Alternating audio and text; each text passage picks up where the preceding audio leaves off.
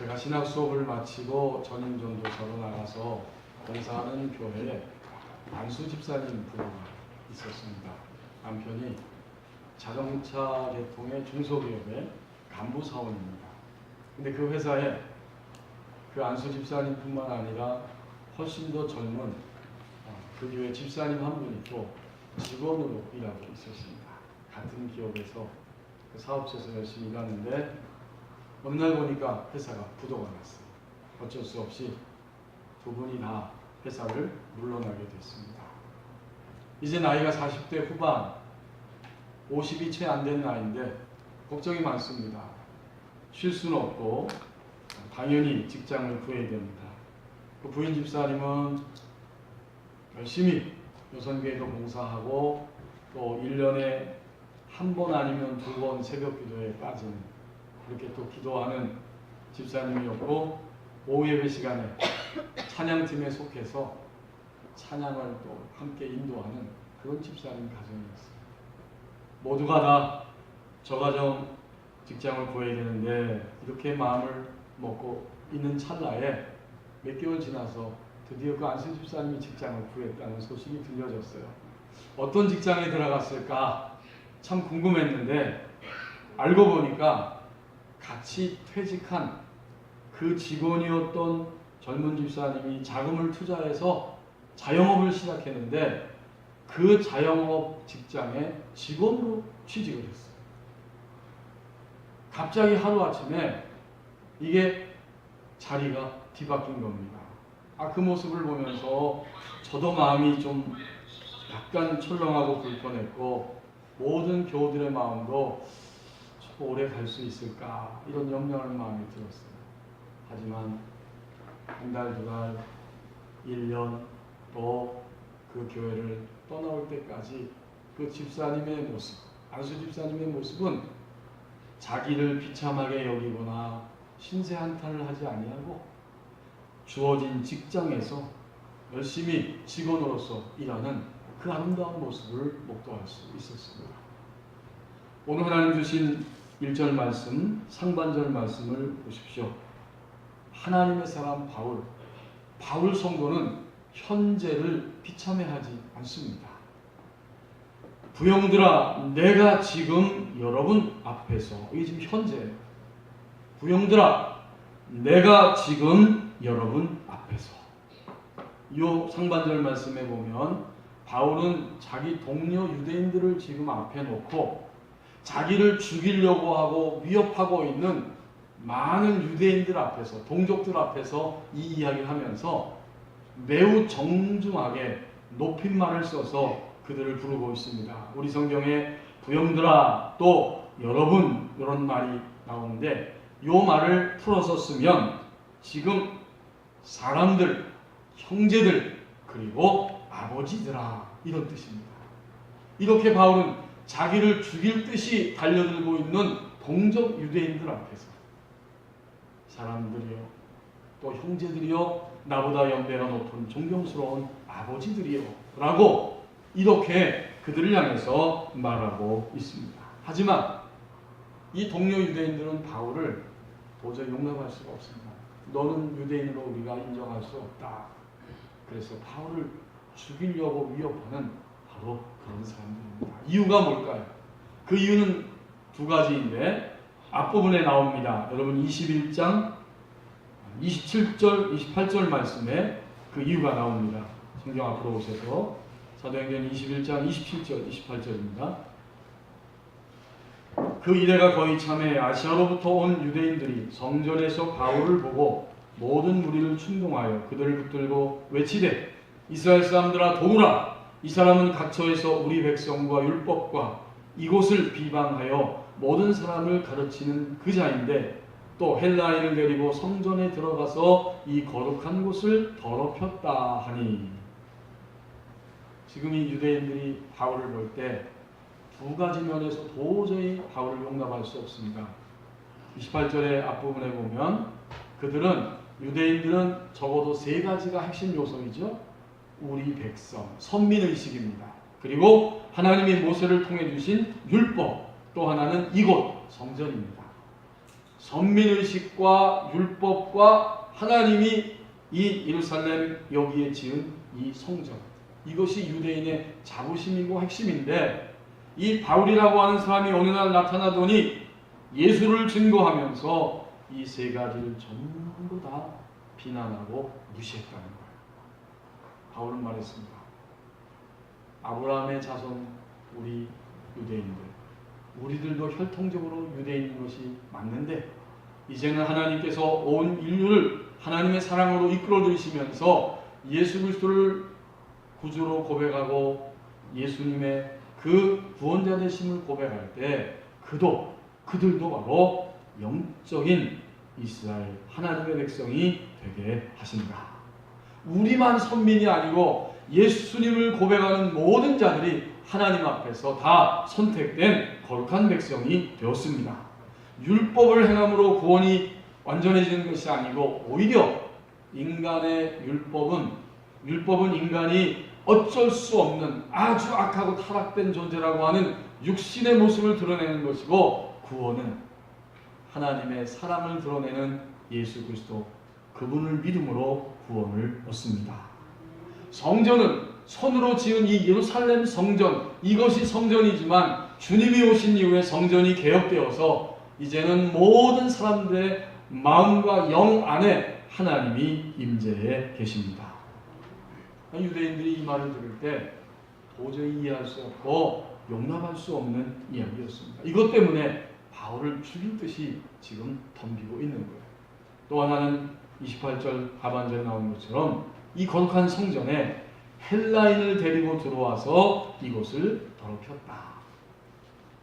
그들이 바울을 둘러싸고 끌고 나갑니다. 성전문을 닫고 이제는 밖으로 데리고 나가서 바울을 치기 시작합니다. 바울을 죽이려고 합니다. 그때에 예루살렘이 소란스럽다 하는 이야기가 로마 통치자인 총독에게 들려지게 되고, 이 예루살렘의 치안을 담당하는 천부장, 760명의 보병과 240명의 기병을 거느리고 있는 천부장이 군대를 동원해서 그 자리에 달려와서 바울을 결박해서 거기서 끌고 가고 있습니다.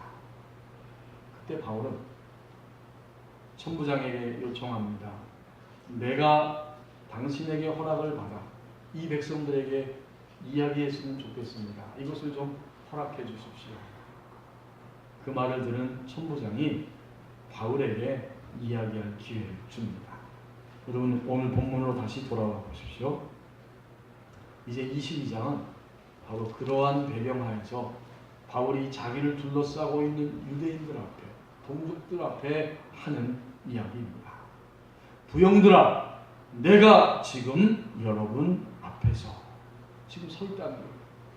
가만히 보십시오.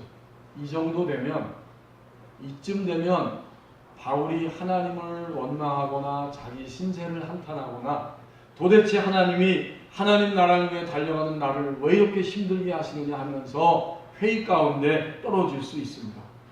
사도행전 1장부터 쭉 읽어보면 이 22장에 오기까지 바울이 다메섹 도상에서 주님을 만난 이후에 바울은 기쁘고 즐거운 일도 있었지만 너무나 많은 핍박과 죽음의 위협과 어려움들이 그에게 다가왔습니다. 그러니까 오늘 22장에 와서는 지금 이런 상황쯤 되면 바울은 낙심하고 의심을 하고 신세를 한탄하며 하나님을 향해 원망할 수도 있습니다. 다시 한번 1절 상반절 말씀을 보십시오. 바울이 말하고 있는 시제는 과거가 아니라 지금 현재입니다. 내가 지금 여러분 앞에서. 오늘의 상황 속에서 우리는 우리 자신을 어떻게 해석하고 느끼고 있습니까? 오늘 예배 자리에 오기 직전까지 자신에 대해서, 가정에 대해서, 또 우리와 연관된 모든 일과 나의 인생에 대해서 여러분은 어떤 마음을 가지셨습니까? 혹시 하나님을 믿는데 왜 이렇게 내 생활이, 나 자신의 인생이 비참하냐? 하나님을 믿는다고 하는데 믿으면 믿을수록 왜 더 비참한 이런 생각이 들고 그런 일이 자꾸 발생하고 있느냐? 혹시 이런 생각 안 하셨습니까? 제가 고향교회에 있을 때 고등학생이었는데 교회 지휘자 집사님이 새로 오셨어요. 사당동 총신 그 대학원의 음악 과정을 졸업하고 이제 지휘를 전공하고 와서 지휘하는 거 아주 열심히 잘했어요. 2년을 지휘했는데 2년 딱 되고 나니까 이제 다른 계획이 있어서 지휘를 그만둔다는 거예요. 사임을 했어요. 그리고 나서 교회를 떠나는 것이 아니라 이 교회가 좋기 때문에 목사님 말씀도 좋고 성도들도 좋아서 나는 이 교회에 계속 출석하겠습니다. 거기까지도 좋아요. 근데 그 다음 주에 새로운 지휘자가 부임해 오셨는데 그 지휘자 집사님이 성가대석 뒤에 앉아서 테너를 하고 있더라고요. 여러분은 뭐 별로 안 놀라시는 것 같은데 저는 굉장히 놀랐어요. 그 전주까지 지휘자로서 정말 열심히 지휘하고 모두가 다 기뻐하면서 한마음으로 주님을 찬양했었는데 다음 주에 가니까 성가대원으로 테너하고 있는 거예요. 저는 그때 그것이 무엇을 의미하는지 어렴풋하게 느끼고 있었는데 시간이 갈수록 바로 그 집사님의 행동이 그가 입고 있는 신앙의 옷이고 그의 인격이고 그의 영성이라고 하는 사실을 알았습니다. 결코 지금 하나님을 믿으면서 내가 경험하고 만나고 있는 처해 있는 이 상황을 자신을 한탄하거나 비참하게 여기지 않았습니다. 신앙은 현재를 비참해하지 않습니다. 이제 1절 중반절을 보십시오. 오히려 진리에 대한 확신으로 가득합니다. 1절 중반절에 변명하는 말 이렇게 바울이 표현하고 있습니다. 부형들아 내가 지금 여러분 앞에 현재를 말하고 있고 변명하는 말이라는 단어를 사용했습니다. 변명 이것은 말로 방어한다는 뜻이죠. 그런데 단지 나는 그렇게 하지 않았습니다. 나는 잘못이 없습니다. 이것이 변명이 아니에요. 오히려 자신에 대한 증거가 바로 변명이라는 단어의 의미입니다. 곧 내가 붙잡고 있는 진리, 내가 지금 여러분에 의해서 돌로 맞고 지금 폭력을 당하고 있지만 이렇게 돌로 맞아 죽고 폭력을 당한다고 할지라도 결코 놓칠 수 없는 그 진리, 바로 그것을 증언하는 행동입니다. 그게 바로 변명이라는 단어의 반대적인 뜻이에요. 내가 붙잡고 있는 진리, 자신에 대한 증거, 바로 그것을 행동으로 보여주고 있어요. 그게 뭘까요? 그것은 하나님이요, 하나님의 사랑이요, 하나님의 진리의 말씀입니다. 이것만이 바울에게 있어서 유일한 진리가 되기 때문에 그는 결코 조급해하거나 비참해하거나 자기 연민에 빠지거나 두려워하지 않습니다. 변명, 자기 안에 찾아오는 진리, 자기 안에 계신 주님, 그것을 증언하고 있는 겁니다. 오늘 우리의 고통과 문제는 어디에 있을까요? 우린 진리를 안다고 생각해요. 아니, 알아요.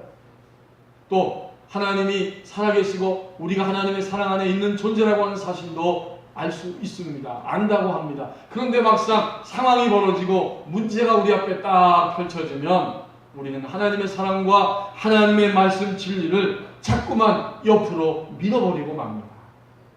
이것이 바로 우리의 결정적인 고통의 이유입니다.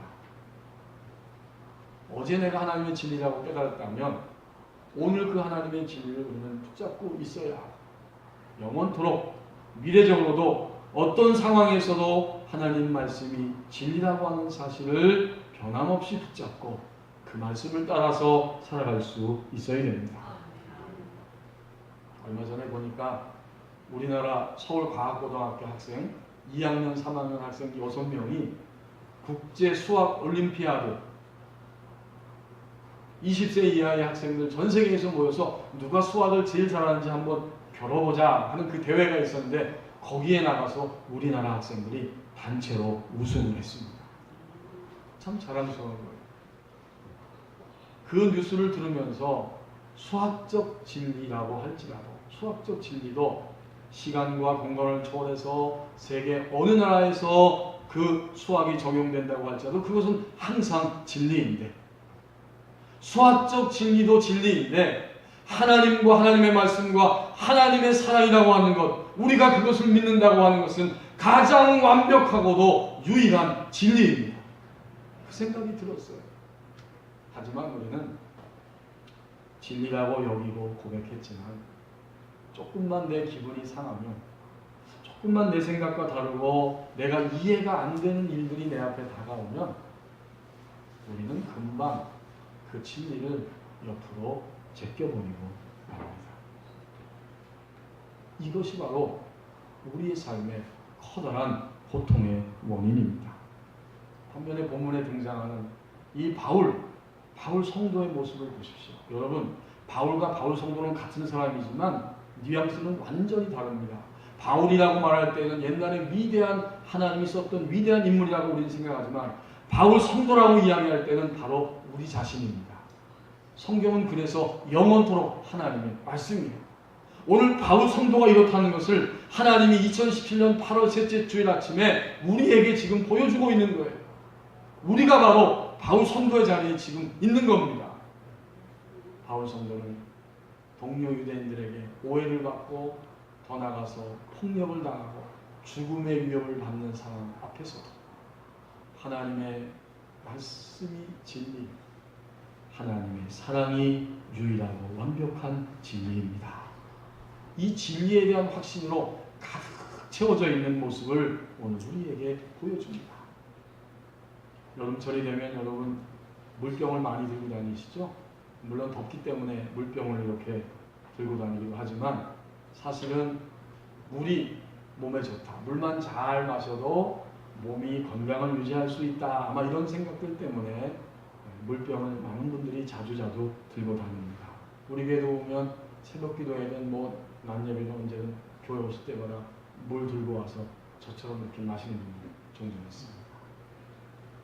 여러분, 이 물병에 반 정도만 물이 채워져 있어도 물이 있는 겁니다. 당연하죠. 만약 3분의 1만 있다면 그래도 물이 채워져 있는 거예요. 가득 물이 있는 거예요. 만약에 이 물병 안에 단 한 방울의 물이 있다고 해도 물이 있는 거예요? 없는 거예요? 물이 있어요. 물병 안에 물이 있는 겁니다. 그런데 우리는 물병 하면 물이 가득 채워져 있는 것을 생각합니다. 물이 가득 채워져야 그 물병을 보면서 기분도 좋고 이제 물이 여기 있다. 나가자 하고 나갈 수 있는 거죠. 그렇다면 이 아침 우리 자신에게 질문을 던지기를 원합니다. 우리 안에 과연 진리를 가지고 있습니까? 여러분 대답해 보세요. 여러분 안에 진리가 있습니까? 여러분 안에 진리가 채워져 있습니까? 당연히 진리가 있지요. 그러니까 이 아침에 주님 앞에 나왔잖아요. 비가 옴에도 불구하고 더 늦잠 주무시고 더 다른 데 가야 함에도 불구하고 진리가 있기 때문에 하나님 앞에 예배하기 위해서 이 자리에 오셨습니다. 우리 안에 진리가 있는 거예요. 그러면 두 번째로 우리 안에 진리가 있는데 내 안에 있는 진리로 가득 그 진리에 대한 확신으로 가득 채워져 있습니까? 만약 우리가 진리에 대한 확신으로 가득 차 있다면 우리는 점점 더 상황이나 느낌이나 기분이나 환경에 의해서 좌우되지 아니하고 오직 진리이신 하나님의 말씀과 하나님의 사랑을 따라서 응답하고 우리의 인생을 살아가기 시작합니다. 그게 진리가 점점 채워졌다고 하는 증거입니다. 진리에 대한 확신으로 가득 채워진 자는 자신의 감정과 느낌과 판단에 의해서가 아니라 오직 하나님의 말씀과 성령님의 인도를 따라서 드디어 인생의 걸음걸음을 걸어가기 시작합니다. 진리가 채워지면 채워질수록 우리는 나의 것을 자꾸 부인하고 잠시 접어두고 하나님의 것을 추구하고 하나님의 인도를 받기를 갈망하게 됩니다. 그게 진리가 채워지고 있는 거예요.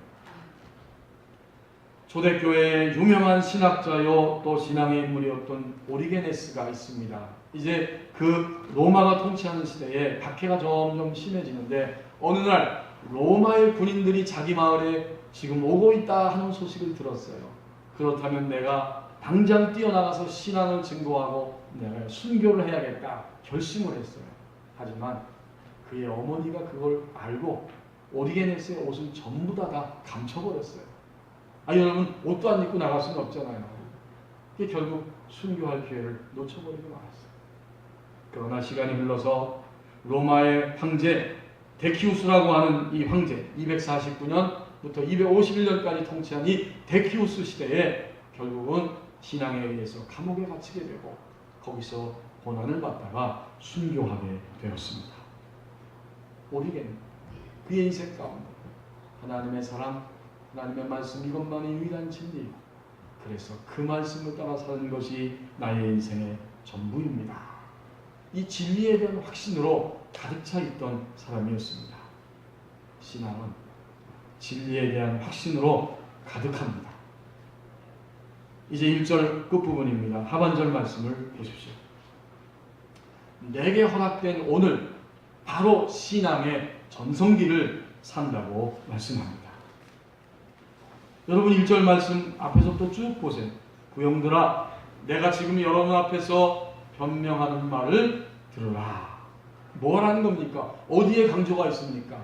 정중하게 높임말을 써서 그 사람들을 부르기 시작했는데, 그리고 내가 지금 변명한다라고 표현하고 있는데 결국 어디에 강조점이 있냐면 이 말을 들으라 하는 겁니다. 귀를 기울여 들으라는 거예요. 그리고 요 들으라고 하는 이 말 속에는 기회가 2번 있는 것이 아니라 지금 단 한 번 유일한 기회라고 하는 뜻이 그 단어에 담겨져 있습니다.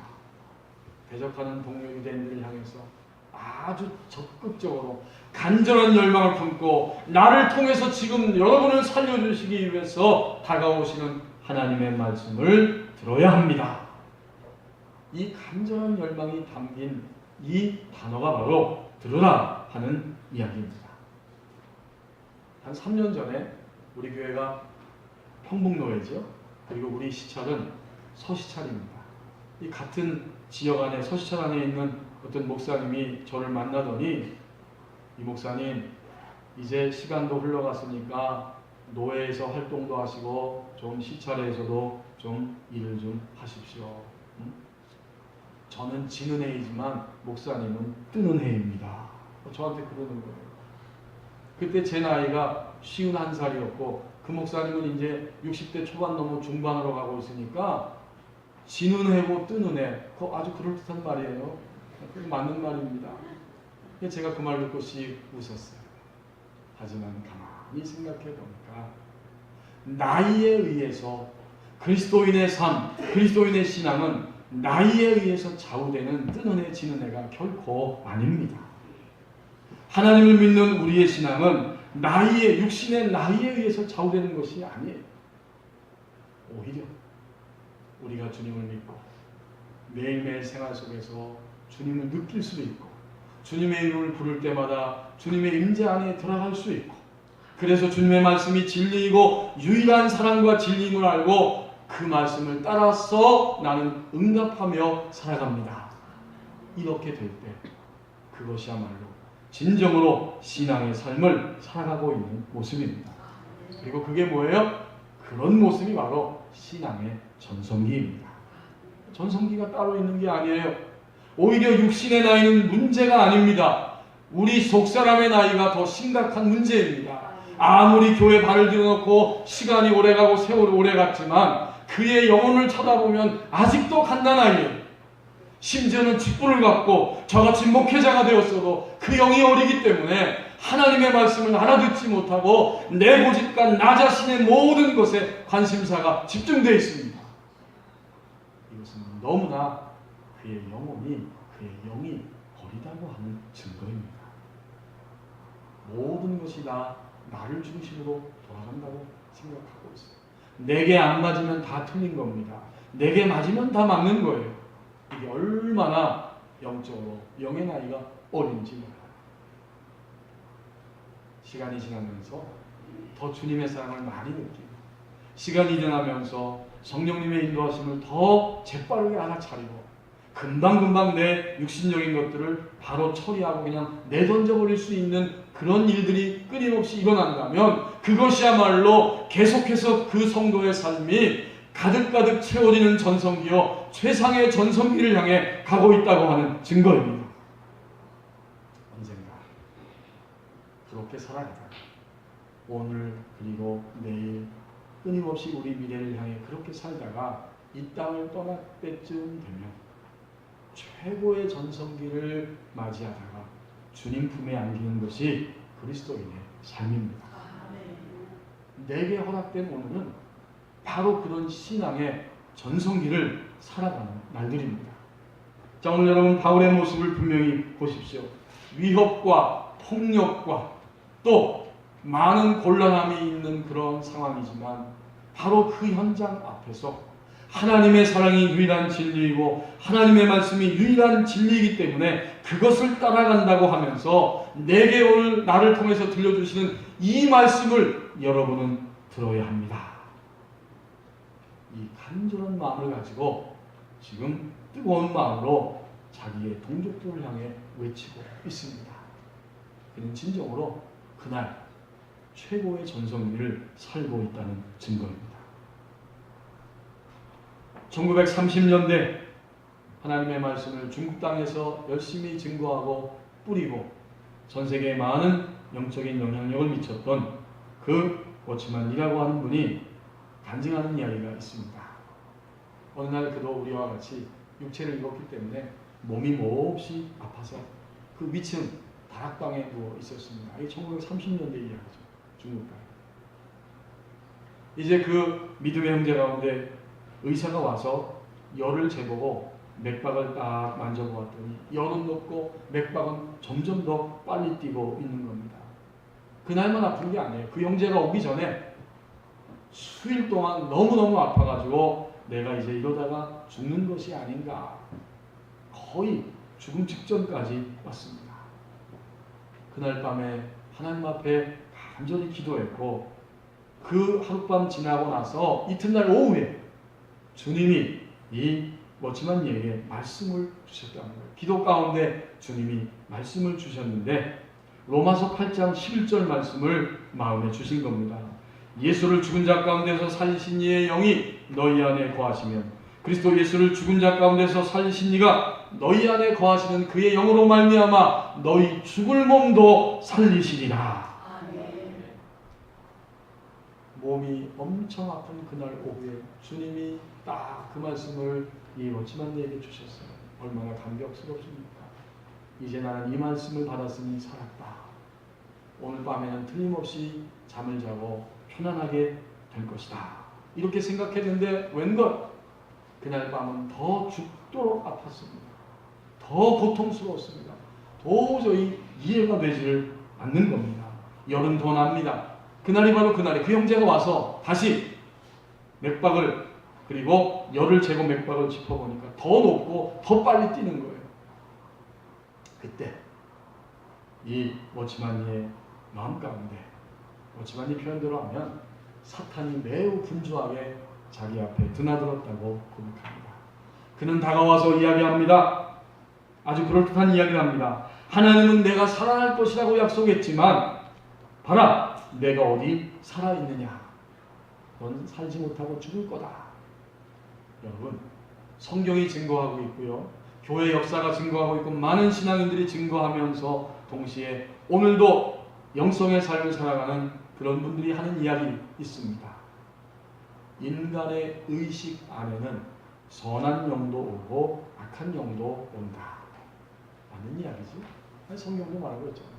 의식은 뭘까요? 그것은 우리 안에 끊임없이 그냥 가만히 있어도 들어오는 많은 생각들과 그런 그 언어, 생각, 이게 다 의식이에요. 그런데 그리스도인의 의식 가운데 우리가 생각하고 내 생각이라고 생각하고 내 말이라고 하고 있지만 사실은 거기에는 선한 영도 들어와 있고 동시에 악한 영도 들어와 있다. 지금 워치만이의 마음 가운데는 사단이 와서 속삭이는 거죠. 하나님의 약속 소용없다. 이제 그거를 알아차린 거예요. 그렇듯하는 거죠. 근데 갑자기 하나님께서 선한 영으로 역사하셔서 이 워치만이에게 두 구절의 말씀을 그때 바로 주셨다는 거예요. 요나서 2장 8절 말씀입니다. 무릇 거짓되고 헛된 것을 숭상하는 자는 자기에게 은혜를 베푸신 주를 버렸사오나. 이게 무슨 이야기입니까? 요나가 물고기 뱃속에 갇혀가지고 지금 하는 이야기입니다. 그 물고기 뱃속에 갇혀있지만 이 말씀의 핵심은 바깥에서 일어나는 모든 상황은 어떤 상황일지라도 다 거짓되고 헛된 것이다. 그 말이에요. 또 하나의 말씀을 주셨는데 요한복음 17장 17절 말씀을 주셨다는 거예요. 아버지의 말씀은 진리이니이다. 하나님 외에 다른 말은 다 거짓이고 하나님의 말씀만이 진리다. 그 사실을 이 워치마니가 그 순간 붙잡고 깨닫습니다. 그렇다면 내가 할 일은 무엇인가? 밤에 더 잠을 자지 못했고 열은 더 높고 맥박이 빠르다. 이것은 거짓이다. 그 즉시 그는 깨닫고 선포합니다. 밤에 내가 잠을 자지 못하는 것도 거짓이고 맥박이 빠른 것도 거짓이다. 열이 높은 것도 거짓이다. 그러므로 나는 즉시 하나님께 감사하며 찬양을 드립니다. 로마서 8장 11절 내게 주셨던 그 말씀이 그 말씀만이 참된 진리입니다. 나머지는 다 거짓입니다. 라고 선포하며 하나님을 찬양했다는 거예요.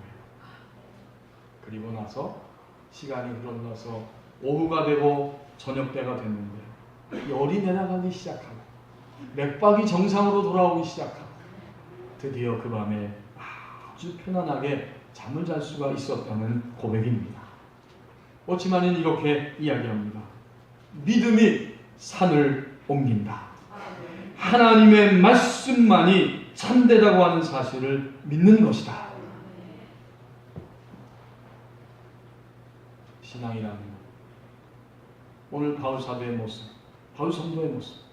신앙은 내게 허락된 오늘 신앙의 전성기를 산다고 말씀합니다. 이제 2절 말씀을 보십시오.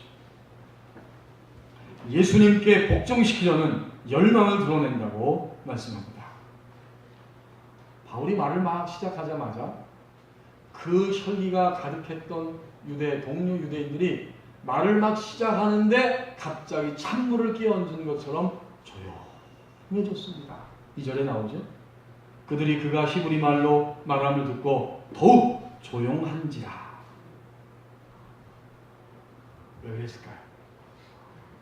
저 유대인이라고 하는 바울이 아주 악한 자이고 우리의 민족과 선민의식과 율법과 하나님의 성전을 다 무시해버리는 파렴치한 인간으로 알았는데 저 사람이 경건한 유대인들이 사용하는 이 히브리 말로 말을 하다니 너무나 충격을 받은 거예요. 순간적으로.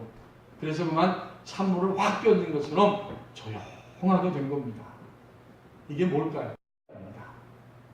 유대인들에게 반감을 없애고 그들의 언어로 접근해서 그들의 마음을 만지려는 바울의 1차적 효과, 곧 언어적 효과입니다.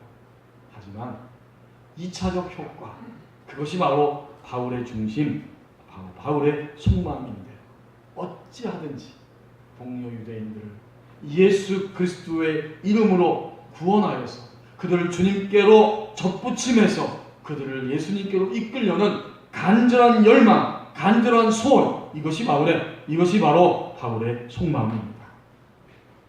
중심은 이거였어요. 히브리어를 사용해서 말하지만 속 중심은 어찌하든지 내 동족들을 예수님께로 이끌어 가야 한다. 사도행전을 읽어보면 이 바울이 이방인의 사도로 하나님 앞에 부름을 받은 이후에 이방인을 위해서 복음을 전하러 전도 여행을 다니긴 했지만 그는 항상 마음 깊숙한 곳에 나의 동족을 잊어버리지 않았습니다. 저들도 반드시 하나님 앞으로 돌아와야 한다. 그래서 유대인의 회당을 먼저 찾아갔어요. 회당 안에 들어가서 복음을 듣든지 안 듣든지 유대인들에게 먼저 증거를 합니다. 바울은 자기의 민족을 생각하며 눈물을 흘렸습니다. 저들이 그토록 구원자 메시아를 기다리고 있는데 무지하여서 예수님이 바로 하나님이 보내신 구원자라고 하는 사실을 무지하여서 알지 못할 뿐이지 저들의 속은 여전히 구원자를 갈망하고 있다. 동료 유대인들의 그 속, 그 고통, 그 아픔, 그 구원을 기다리는 영적인 내면의 갈망을 바울은 보고 있는 거예요. 바로 이 복음, 예수 그리스도를 통해서 드러나는 하나님의 사랑, 이것만이 유일한 희망이고 그들의 갈망을 채워줄 진리라고 하는 사실을 바울은 알고 있었고, 그래서 그 갈망을 채우고자 하는 뜨거운 중심으로 그렇게 유대인들에게 다가서고 있었습니다. 이것이 바로 히브리어를 던지는 바울의 속마음이었어요. 어찌하든지 예수님께 복종시켜야 한다. 바로 그 열망입니다. 여러분, 제가 전에도 그랬지만 요 며칠 사이에, 그리고 어제도 제 마음에 느껴지는 갈망이 하나 있었습니다. 바로 우리 교회 그 예배당 문 열고 싹 들어올 때마다 이 고양이가 거기 앞에 있는 거예요. 한 마리가 안 보여가지고 이제 드디어 굶어 죽었나 보다 했더니 어제 토요일날 제가 교회 오는데 2마리가 같이 등장을 하더라고요. 근데 이놈들이요, 꼭 이상하게도 제 눈을 뚫어지게 쳐다보는 거예요. 되게 이상해요. 어제도 제가 너무 마음이 아프지만 딱 문을 닫고 들어와서 이제 사무실로 들어와서 노전쌤하고 얘기하고 고양이 얘기하고 있는데, 그 얘기하는 순간에도 밖을 보니까 우리 그 유리문이 이 안쪽에는 뭐 무늬 같은 게 있어서 안 보이죠? 이 옆에는 딱 다 보여 있어요. 고양이 얼마나 갈망이 심했던지. 그 보이는 곳에 딱 2마리가 서 있으면서 사무실을 뚫어지게 쳐다보고 있는 거예요. 제 눈하고 또 마주쳤어요. 저는 그 고양이의 갈망을 합니다. 전에는 통통했었는데 이제는 바싹 말랐어요. 그날도 그 유리문을 통해서 쳐다보는데 저한테 그 눈을 통해서 분명히 말하고 있어요. 나 배고파. 나 빨리 밥 좀 줘. 그 이야기. 저 고양이가 뒤에 있어야 맞는데, 저 뒤에 있을 땐 우리 교회 식당에 쥐들도 없었어요. 근데 어떻게 앞으로 가버리고 말았어요. 앞에서 누군가 먹이를 주니까 그들의 메모리가 이제 바뀌어가지고 앞에 와 있는 거예요. 불쌍하지만 고양이 밥을 또 이 앞에서 줄 수 없어요. 그럼 계속 저기 머물러 있을 거 아니에요. 전사님한테 물어봤더니 목사님 뒤에 고양이 밥을 놓긴 놨대. 근데 돌아오진 않아. 메모리가 잘못되어 있는 거예요, 지금. 불쌍해도 지금 거기서 밥을 줄 수 없어요. 제가 만약 반려동물, 애완동물을 많이 사랑하는 사람이라면 번쩍 안고 뒷마당에 탁 던져놓으면 좋은데 그럴 사람은 못 되고 마음만 아픈 겁니다. 제가 어제 저녁에 집에서 자기 전에 기도했어요. 주님, 저 고양이 뒷마당으로 오게 해주세요. 거기 있어야 정상이에요. 여러분, 고양이의 갈망을 느낄 수가 있었습니다. 하나님이 지금 피조물이잖아요. 인간도 사람도 동물도 갈망이 있습니다. 그 갈망을 알아보는 겁니다. 오늘 본문에 등장하는 바울은 그들이 혈기를 부리고 폭력적으로 다가오고 있지만 그 속에 비어있는 그 갈망, 진정으로 구원자를 만나지 못한 그 갈망을 바울은 눈을 떠서 보고 있는 겁니다. 유명한 심리학자인, 세일즈 심리학자인 지글러 박사의 이야기가 있습니다.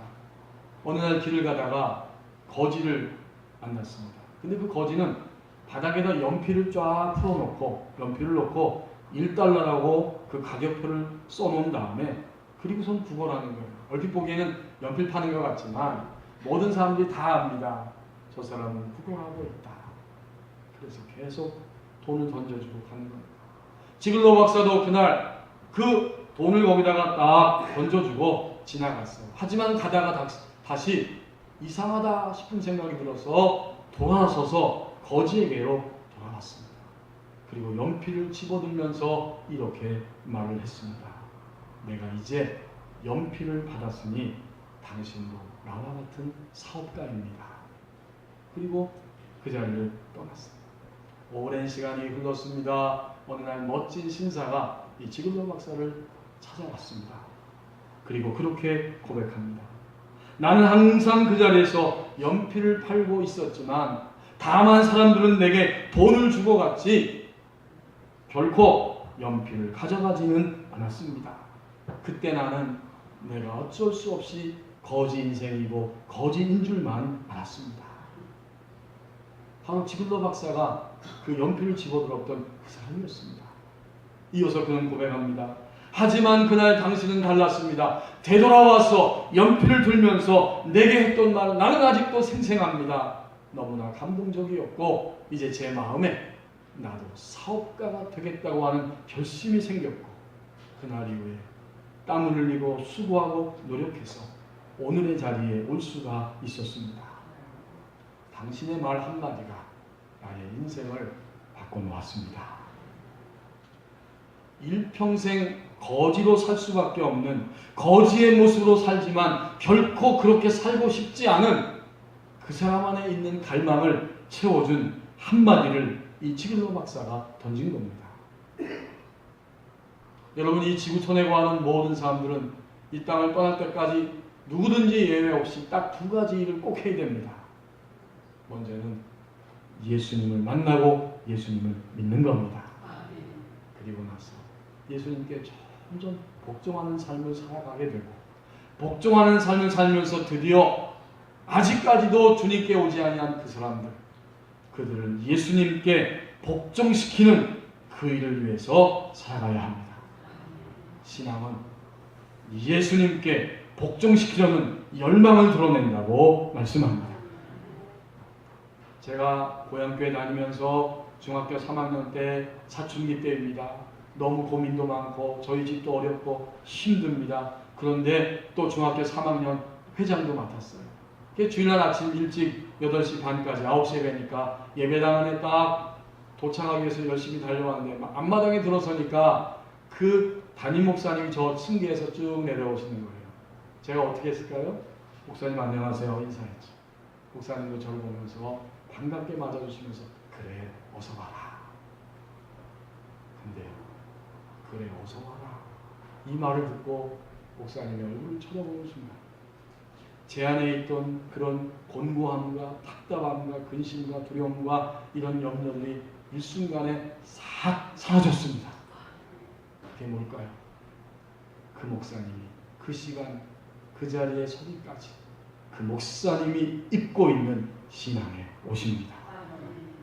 그 위대한 영성과 그 신앙의 옷을 저는 딱 정면으로 부딪힌 겁니다.